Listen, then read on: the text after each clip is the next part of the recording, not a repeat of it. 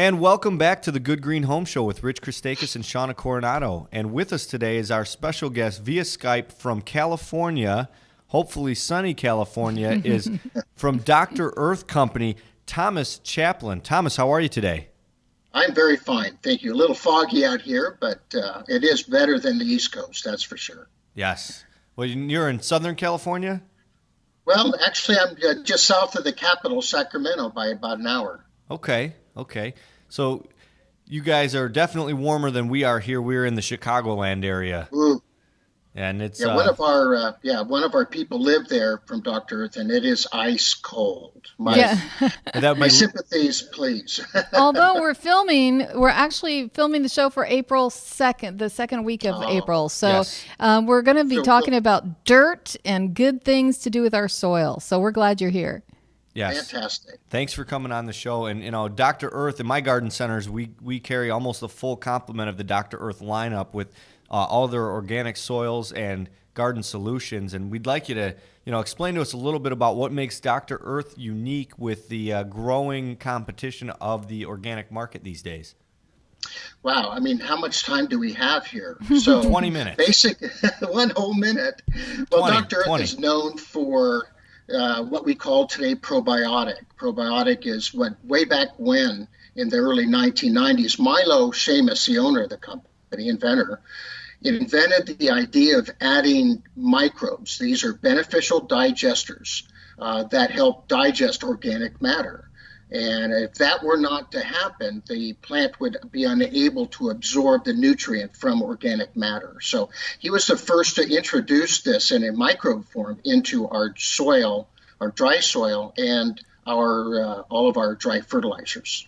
So this really put us on the map. A very, very important invention that kind of paved the way we do organic fertilizing today.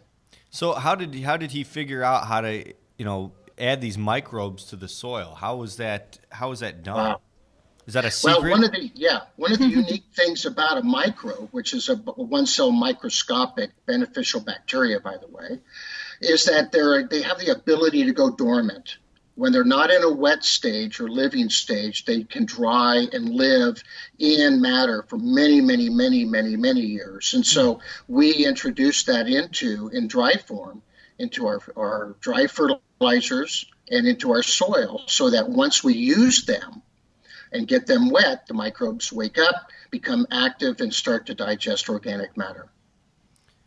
Okay, so you guys have a process that is able to wake them up compared to other organic manufacturers? Well, today, of course, a lot of other products have microbes in them, but there's a temperature control that wakes them up, and that's typically related to the temperatures in the ground at 45 degrees or greater, and also moisture. Once they get wet, they wake up. So we have a temperature control, we have a moisture control. So this is what triggers the activity of their either hibernating or their live active stage. So how does organic soils compare to synthetic or like a potting mix that might have a synthetic fertilizer charge in it? Well, that's a super good question. The thing to keep in mind, synthetically and chemically, once we yes, they will feed the plant. We're not feeding the soil, however, nor the biology that's in the ground. For example, earthworms. We get a negative effect of chemical. It burns them, scalds them, and damages the population of earthworms, one of our major contributors to digesting organic matter in the soil. So as you add chemicals in soil to the ground, you're actually killing and throwing off the natural life cycle of the natural biology, the microbes, earthworms, protozoas, all the things we rely on to digest organic matter. Well, and not to mention, when you're talking about environmentally friendly products, you want something that's going to be good for the water system. Oh, absolutely. And synthetics and chemicals are leachable. They have to get into a liquid, soluble state for them to absorb into the root system. They may be dry to now when you put them in, but they have to turn into a soluble state, which means they'll leach before they absorb. Organics do not. They're insoluble. So when we break this down to the simplest terms so that an everyday person can really understand what this means for their garden, what would you tell them? Well, chemicals leach. Organics do not. So whatever amount of organic matter you fertilize in the soil will stay there, and 100% of it will be used and digested by the Mother Nature's digesters. Wonderful. Synthetic. Yeah, that's the bottom line. And so when you start looking at small numbers for organic, don't be thrown off. All of it stays there. A 555 organic is absorbed as a 555, whereas a liquid 2020 synthetic or chemical may only really absorb at a 4 or a 5. So where's the rest of it go? Down the street, into the water runs off. table. Exactly. So what is your recommendation? I mean, if there's two different categories in my mind. There's container planting, and then there's in soil planting when I'm planting vegetables, let's say. Right. So what product would you recommend for each one? Well, potting soils are unique in that the particles have been cut smaller so they hold moisture better. That is very, very important. So we use the term potting soil, all right? So when you're dealing with containers of, let's say, 15, 16 inches or smaller, it's important that the plant retains moisture better than a container that's half barrel size or bigger or a raised bed. Because if we don't get good aeration, we'll root rot the plant. So we don't use potting soils for large areas. We go to a planting mix. And a planting mix typically is a coarser cut for better drainage, for better aeration, and that would be the significant difference in those. So use the terms to your advantage as to what you're using them for. Understood. Yeah. And I know from my experience in selling Dr. Earth and working with it, and actually that's the soil that I use for my vegetable gardens, and actually in containers I use the Dr. Earth vegetable soil. But in my experience, there are a number of different, I call them flavors of Dr. Earth soil that are specialized for certain things. There's even a fruit tree one. And can you tell us about some of the different specialized mixes that you guys have for specific types of plants? Well, yes, instead of just putting a generic all-purpose potting on all-purpose planting, the unique part about Dr. Earth is that we specialize in these categories, specific to fruit tree, for example. The basic core soil is identical, but the nutrients and things that we add to it are unique for the needs of fruit trees. For example, we acidify. For the azalea camellia food, we add nutrients that are not consistent with that of in a vegetable or a fruit tree or a rose and flower soil that we have. Rose and flower, we add a lot of alfalfa meal to it because roses love the alfalfa. In the case of the vegetable planting mix, a lot of fish bone meal goes in there. Oh, that's excellent. Yeah. Oh, because we know the need of calcium. Especially we with know tomatoes. the need of the fish bone meal to add high phosphorus. And those are the things that we do that are specific. So we don't change the names to keep the product the same inside. This is cheating, and it doesn't do the plants much good. And so if you need something for citrus, bingo, we know which one to go to as a fruit tree soil. Those are the things that are in there are specific needs for that category. It's like you're giving the plants vitamins. It's the vitamin formula, right? Yes, absolutely. Yep. And speaking of vitamins, organics have, world's more gobs more. I love the word gobs words. Oh my gosh. Anyway, so way more nutrients. Let's put it that way. Many more nutrients and vitamins and all the essential micronutrients we need are not there when you deal with synthetic and chemical. Yes, we can get the plant to grow, and we can get calories from these foods that are chemically and synthetically fed, but you're not getting the vitamins and nutrients that you really need. And hey, guess why we need so many supplemental vitamins that we take?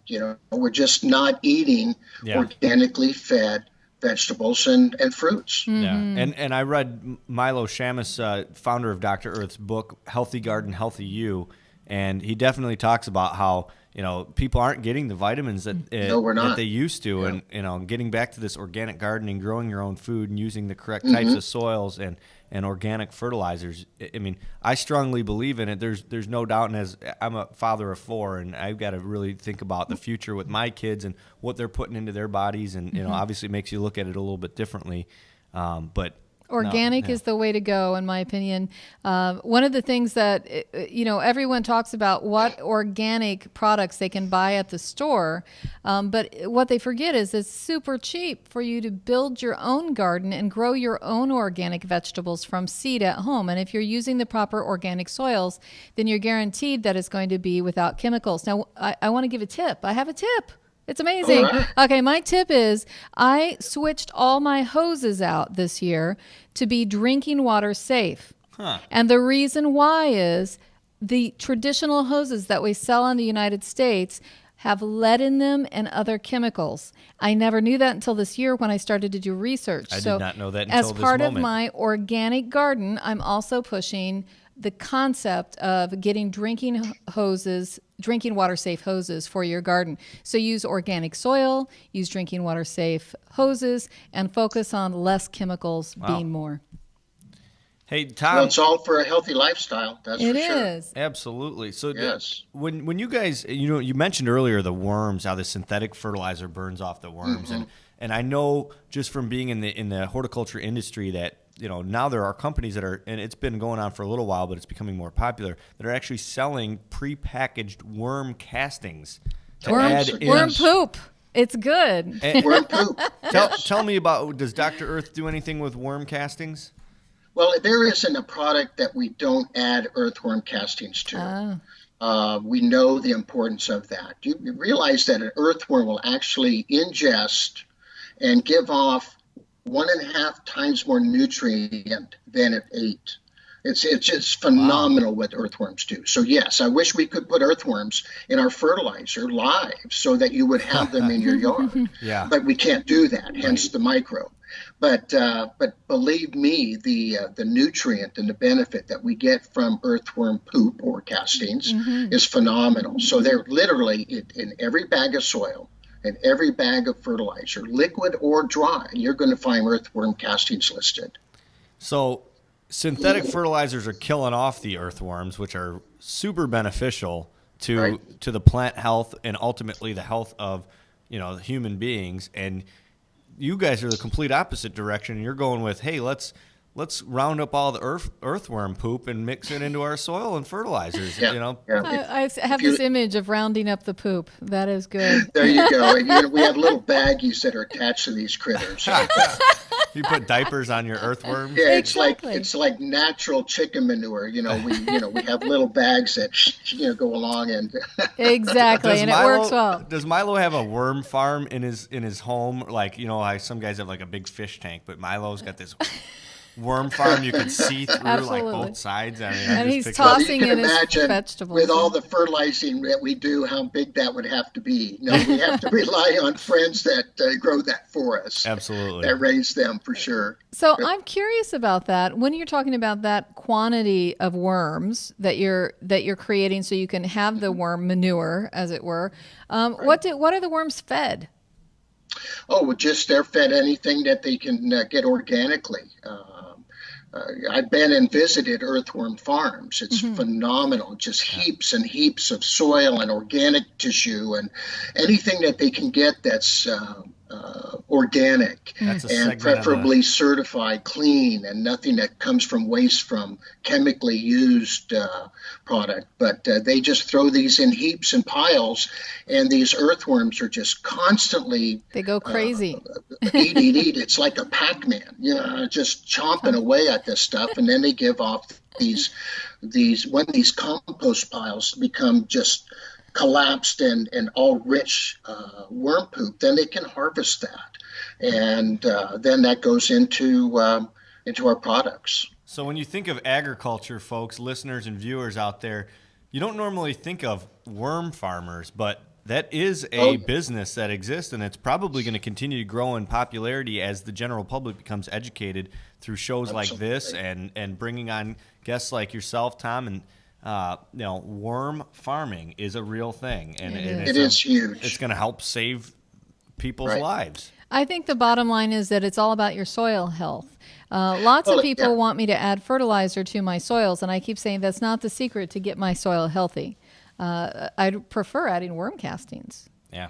Well, yeah, it's a certain, I tell everybody, if you're starting a new vegetable garden or any kind of garden, you've gone to a new home and it's raw mineral soil, you cannot add enough organic matter to the soil. You need to go out there and almost buy the earthworms, get them in there, and it's amazing how they just show up, isn't it? It's just, you have a soil that's been worm nothing, and then all of a castings sudden attracts worms. Boom, we got a bunch of earthworms. Yeah, but worm castings attracts worms, which is what Absolutely. and so that's what brings them in as well. And I have an area in my garden that there are no worms in. It's right underneath my eaves where it doesn't get wet from rain. So I think an important thing to discuss is when you're talking of soil health, that the moisture that it receives makes a big difference for the quantity of worms that will come in.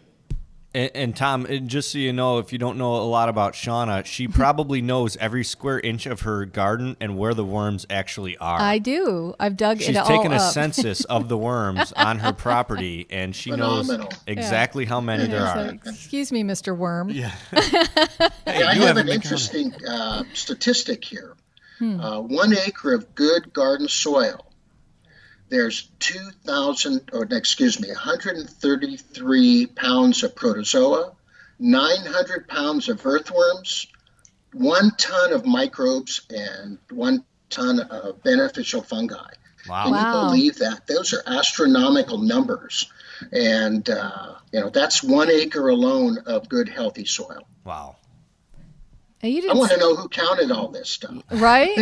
And you didn't say a single word about any other soil additive that might be unnatural. I'm trying to think of some of the things that we add to our soil, like coconut hulls and things like that. That's just rice what's hulls in a and- regular. That's what's in nature. In the soil. It's taking care of herself. And of course, we've done everything we can to disrupt that.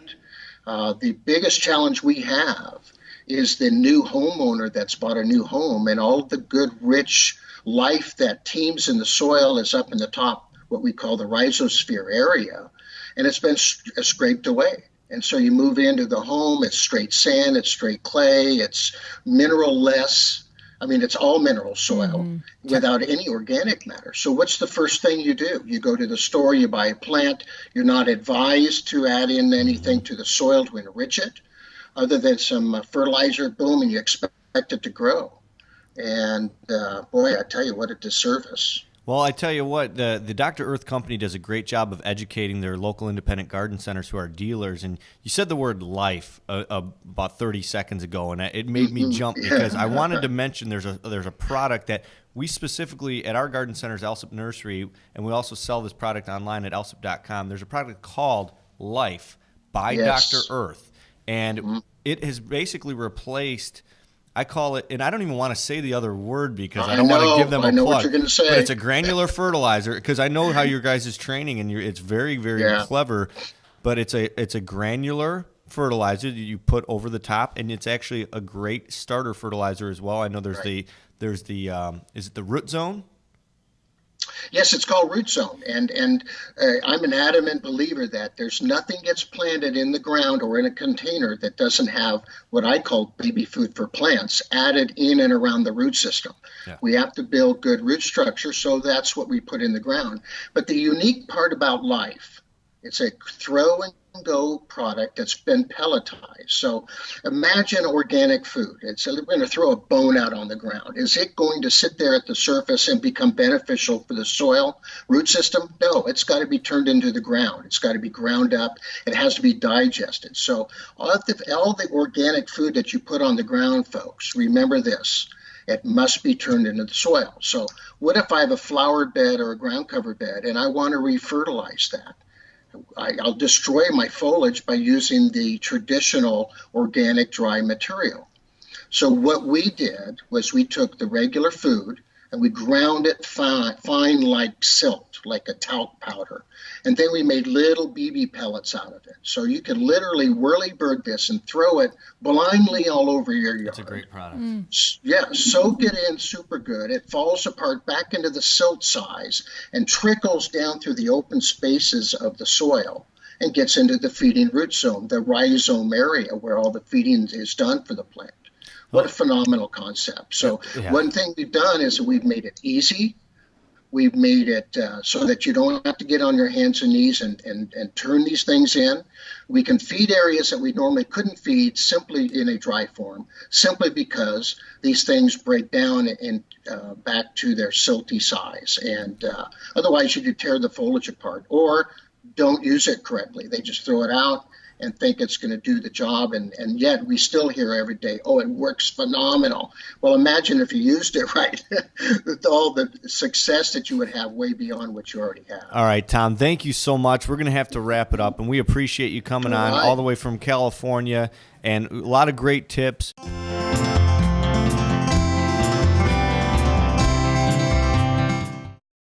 Have you ever had a great idea, something truly innovative that changed the way you live? Well, here's an idea you can put into practice that just might change the way you look at the world. If you want your lawn to be as green as it can be, why not use the best product you can find? It all starts with this, Black Beauty grass seed from Jonathan Green. Sure, there's a wealth of grass seeds to choose from, but Jonathan Green is a brand that rises above the rest. Genetically dark green in color, this seed has been used by sod growers for years nationwide. For generations, the experts at Jonathan Green have sought to combine their scientific research with the specific applications that suit your individual lawn care challenges. What you see is what you get, and what you see is a lawn you can be proud of. Quite honestly, a Black Beauty lawn will redefine what a green lawn is supposed to look like. I know, you're probably thinking, I just don't have the time to make my lawn look like that. That's the best part. By following a few simple steps, you can be on your way to a lush green lawn in no time. And you don't have to be a lawn expert. Jonathan Green has invested many resources to research and develop their products so they perform exactly how you need them to. Black Beauty turf grasses possess an invisible waxy coating, very similar to what you would find on an apple, which helps to preserve the moisture in the blades of grass and helps to ward off stress from heat, cold, wind, and disease. With roots that can grow 4 feet deep into the soil, Black Beauty grass is meant to last. And at the end of the day, it's about enjoying the fruits of your labor. Black Beauty grass seed from Jonathan Green can help you paint the pretty pictures you've dreamed about. Time-honored tradition, scientific innovation, superior products. Jonathan Green, 5 generations of naturally beautiful lawns and gardens. Is your lawn being ruined by moles and voles? Bonide has the solution. Bonide Mole Max is an effective repellent to use against moles, voles, rabbits, gophers, groundhogs, squirrels, skunks, and other burrowing animals. The environmentally friendly Mole Max formulation makes it a great product to apply in areas where children and pets play. Just apply 3 or 4 times per year to send nuisance animal pests away. If your lawn needs some repair from mold damage, use Mole Max RX with Lawn Revitalizer. This will help repair your lawn while repelling the moles and voles. Bonide's Mole Max and Mole Max RX are available in a granule and easy spreader application or in a convenient 5-pound shaker applicator for flower or vegetable gardens. Bonide products are family made in America. Bonide Mole Max Mole and Vole Repellent is available at your local hardware store, garden center, or farm feed store, or go to bonide.com for a retailer near you. This product is not for sale in Indiana.